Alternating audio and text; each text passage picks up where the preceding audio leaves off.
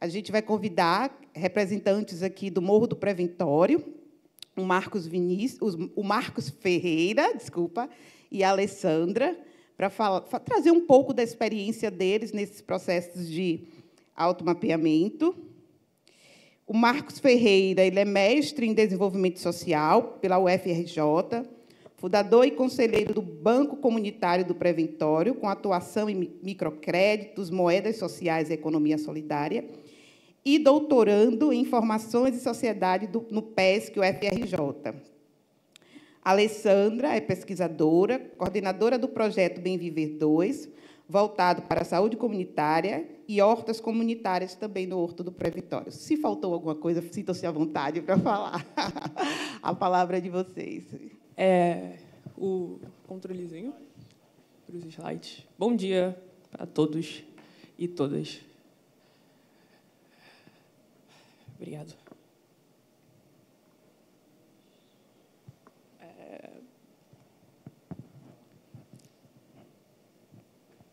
Tá indo.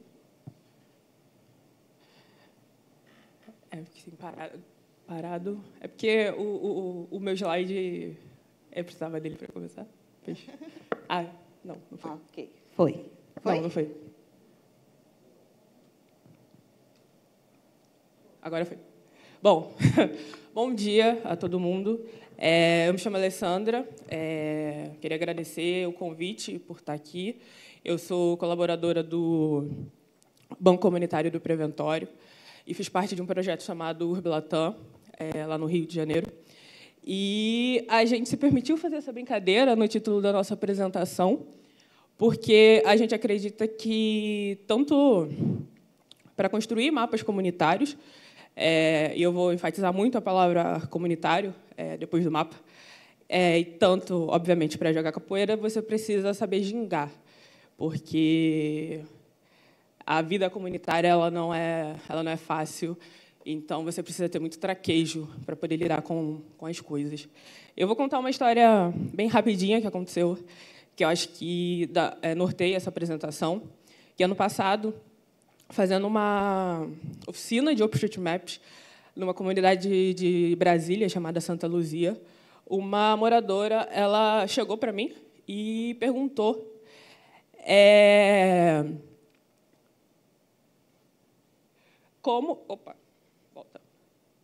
como nomear favelas no OpenStreetMap. Porque no OpenStreetMap tem uma etiqueta para bairros, mas não tem uma etiqueta para favela, uma etiqueta que se chama favela. E isso é um problema, porque a gente sabe que em cidades grandes, tipo Rio de Janeiro, Salvador, São Paulo, existem favelas que são consideradas seus próprios bairros, mas tem favelas que estão dentro desses bairros. Então, essa distinção ela é importante, principalmente para o morador que está ali fazendo aquele mapeamento, porque ele quer se reconhecer naquele mapa. E como as pessoas elas vão se reconhecer naquele mapa, se o mapa, a ferramenta, ela não permite esse reconhecimento, não permite essa distinção. Então, foi uma pergunta que, na época, eu não tinha uma resposta. E aí eu fui atrás de outros mapeadores da rede do OpenStreetMap para saber se esse problema já tinha acontecido com eles, e se eles tinham achado alguma solução. E aí, bom, foi engraçado, porque eu achei que eu ia achar uma solução maravilhosa e, obviamente, isso não aconteceu. E aí, logo depois dessa conversa, caiu uma ficha para mim que, se a ferramenta ela não consegue ser flexível com outras realidades, então o processo de mapear em comunidades, em favelas, ele precisa se adaptar para que a ferramenta ela não acabe deixando a gente quadrado num só lugar. Então, eu estou passando muito rápido. Então, a gente teve o quê? A gente teve que gingar com o cenário que foi exposto para a gente. Então, nessa questão de gingar, foi para poder trazer o reconhecimento dos moradores para dentro do mapa, para poder trazer essa legitimidade para o mapa, para poder construir um mapa que não tivesse só bonitinho no OpenStreetMap, mas que as pessoas que construíram ele pudessem olhar aquele mapa e poder se sentir reconhecido, se sentir legítimo, falar, esse é o mapa da minha comunidade. Então, aqui, para a gente, para o Urbilatam, para o processo de mapeamento que a gente segue o pensamento do educador popular Tião Rocha, que, para ele, legitimidade é fazer em roda. Então, para a gente, fazer mapa também é fazer em roda. Mas não é só isso somente. É também fazer em diálogo, fazer envolvendo a comunidade, fazer com escuta. Então, aqui eu coloquei algumas fotos de algumas diversas oficinas que a gente fez, que tinha como esse norte, né? Escutar as pessoas, abrir um canal para a gente conversar e achar outros caminhos que todo mundo se sentisse representado durante o processo de mapeamento. E aqui eu quis trazer essa foto, porque era um mapa do Preventório no OpenStreetMap antes do Urbilatam chegar. E aqui a gente pode ver que era esse vazio em cinza. Então, hoje em dia, a gente chama o mapa do Preventório no OpenStreetMap de mapa base. E, assim como não dá para jogar capoeira sem base, e olha que eu já tentei e não deu certo, não dá também para mapear sem você ter um mapa base, sem você ter as informações principais ali, os lugares geradores daquela comunidade, onde as pessoas elas conseguem se achar, se sentir representadas, onde elas vão bater o olho ali e vão saber como se achar, como elas vão ler aquele mapa. Então, foi importante também trazer essa consciência de que o mapa era para ser lido principalmente por quem estava fazendo ele. E eu trouxe aqui essa brincadeira a gente trouxe, né, essa brincadeira de estimar legitimidade, porque eu acredito que, talvez vocês não saibam, a gente também não sabe, a gente não está aqui trazendo respostas, a gente está aqui tentando abrir um diálogo. E aí a gente fez essa tabela com alguns critérios do que a gente acha e que a gente julga importante no quesito de legitimidade, que são diálogo, escuta, ginga, atenção e quantidade. E aí essa quantidade varia tanto de pessoas que participaram no processo de mapeamento, quanto dos dados coletados, quanto do tamanho do território. E aí todos esses critérios eles se somam, exceto a atenção, porque é isso, né? A gente começou com um projeto que era acadêmico, tinha também algumas pessoas do poder público e tinha a comunidade. E acho que todo mundo aqui sabe que vão ter, e teve, muitos momentos de tensão, porque são 3 mundos diferentes tentando convergir para um ponto só. Então, acabou que, em muitos momentos, pareceu que o trabalho ele não ia para frente, porque todo mundo ia quebrar. Então, a gente subtrai ali a questão da tensão na legitimidade, porque, às vezes, acaba diminuindo um pouco a participação comunitária, porque, às vezes, a gente tem que entregar um resultado e tem que priorizar certas coisas. E aí a gente usou uma escala muito básica de baixo, médio, alto, de 1, 2, 3. 1 é baixo, 2 é médio, 3 é alto. E aí, Marcos, se você quiser. Volta só naquele mapa primeiro. Gente, eu sou muito tímido. Se eu falar sentado, eu vou ficar com muita vergonha. Bom dia a todos e todas. Então, eu voltei nesse mapa, Alessandra, que a gente combinou, mas a gente descombina, é uma confusão danada. A gente fica nervoso, né? Mas é mais difícil você falar em cima do que você produziu num seminário que tem uma questão acadêmica, eu estava até conversando com a Mambrisa, do que a gente fazer uma fala na nossa comunidade, né? Porque a gente não tem esse ritual, vamos dizer assim, né? É muito importante esse mapa, porque ele mostra uma favela que tem 17 mil vidas vazia, invisível. Só que ali, nesse mapa, a gente tem uma história. A gente construiu as nossas casas, nós construímos as creches, construímos o nosso médico, construímos um banco comunitário, que na época disseram que a gente era louco, de fazer um banco na própria comunidade. Construímos o centro cultural e tudo é autoconstrução. Então, não seria diferente. Passa lá, Alessandra, aquele outro mapa. Aí você vê assim, tudo mapeado, né, usando a plataforma. Ela trouxe esse problema, mas tinha outros. Eu lembro a gente tentando fazer o cadastro da caixa d'água lá no final da 14, né? E não tinha uma série de... Eu estava observando a galera do OpenStreetMap fazendo a gente tomando uma cerveja, né? E eles fazendo uma fofoca danada, confusão. Eu só prestando atenção, né? E várias coisas técnicas, sopas de letrinhas. Eu gosto de usar isso, que é cada área tem a sua sopa de letrinha. Não quer nem saber o que o outro sabe, o que ele não sabe, enfim, essa tradução, né? E a gente tem as nossas também questões com o OpenStreetMaps. Uma delas é a questão da gente não ter as tags que a gente consiga falar do nosso jeito, né? E sabendo que ali nós estamos falando, são 17 mil moradores, segundo, por exemplo, um levantamento do Wikifavelas, né? Já do IBGE é um número menor, né? Que aí já mostra essa subrepresentação que você falou no início, né? Os dados públicos. Eu também me pergunto o que é um dado público. Depois eu falo que eu vou seguir o que eu combinei com a Alessandra aqui. Vamos para o outro, né, Alessandra? Esse aqui, mapa, é um maretório. Sinceramente, eu fui criado ali na beira da praia, mas eu não sabia o que essa palavra existia. Inclusive, na primeira vez que eu tive contato com essa palavra, eu entendi muitas coisas ali, né? Então, há um trabalho. Durante o projeto Urbilatã, nós também estávamos, como todas as organizações comunitárias, a gente está fazendo 1000 coisas ao mesmo tempo, né? Então, a gente estava fazendo um projeto com mulheres, né? E a gente percebeu a necessidade. Há um conflito, né? Toda a região costeira, né? Ocupações de favela. Muitas favelas já foram removidas de beira de praia, né?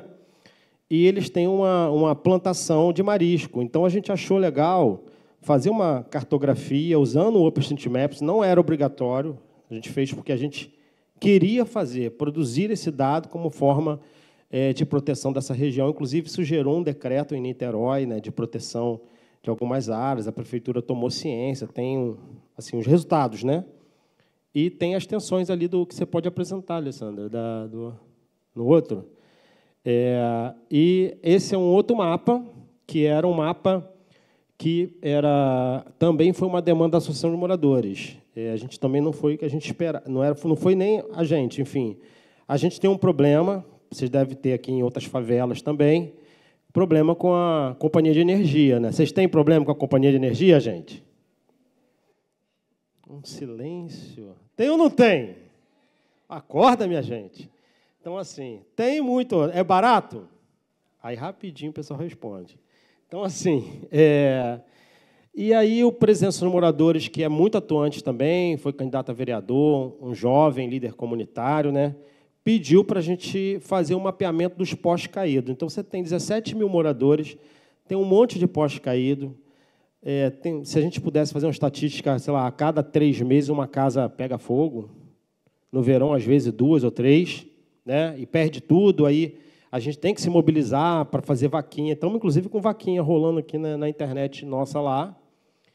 E isso foi uma demanda direta da Associação de Moradores local, porque lá nós temos o banco comunitário, mas temos a representação política, vamos dizer assim, oficial, né, da favela, e foi legal, porque a gente trouxe isso, ele levou para a companhia de energia, é uma negociação difícil. As concessionárias no Brasil, elas mandam mais do que o presidente, né, tem uma legislação assim super permissiva. O meu entendimento aí não é pesquisa, tá? O meu entendimento é que eles têm muita liberdade, faz o que quer, é bem difícil.